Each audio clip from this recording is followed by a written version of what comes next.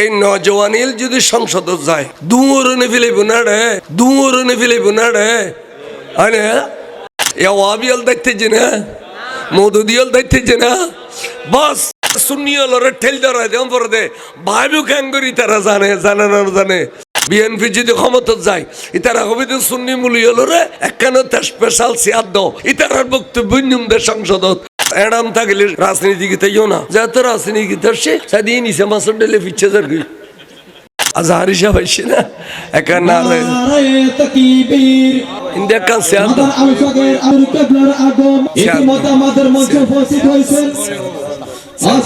ও mic দিও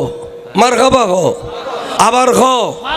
মাঠে ময়দানে ওয়াজ করি শুধু ফসলের জন্য আবার কোটি কোটি টাকা খরচ করি সুন্নি হলের ইজ্জত রক্ষা করি পেলাই সংসদ হতে যাবে নিয়ত গুজি আল্লাহ পাক কবুল করুক।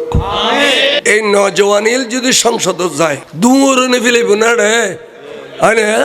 এ ছয় একখানা করে কই জালাল শাহ হুজুর একবার আয় কোড়ত মেদি আর ঢাকা আয় কোড়ত গেই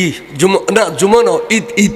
ঈদিন নামাজ ফরাই ফরানোর ওয়ারে প্রেসিডেন্ট আব্দুল হামিদ সাহেব আসিল তো খাদা বাজান ইবে তো কইছেন তো বার গয়া খাদা বাজান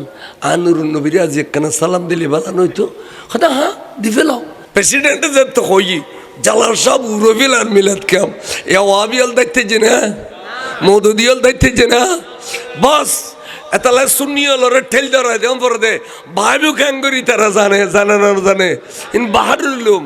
এটা এটা সংশোধন দিচ্ছে গেই দে মিলাদ ফরিনি কে আছে না, নোয়াজ ফরানি কে আছে না, প্রয়োজনে ইতারা নোয়াজও ভরে দিব, প্রয়োজনে মিলাদও ভরে দিব, ব্যাকিং করে দিতে পারিব দে একজন হইলেও যদি যাইতারে তাহলে 2-4 যদি ফাটাইতারও দয় একটা খেলা নইব না।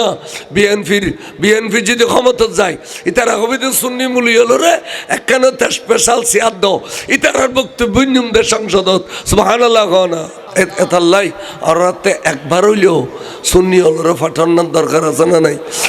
আর সৈতলা ছিলাম অরাজনৈতিক ছিলাম অনারা আনারা টিটকারি দিও খাদা অনারা অরাজনৈতিক সংগঠন ইংগরি লাভ কেব এরাম থাকলে রাজনীতিগিতাইও না যাতে রাজনীতিগিত আসছে সাদিয়ে নিছে মাসর ডেলে ফিচ্ছে যার গই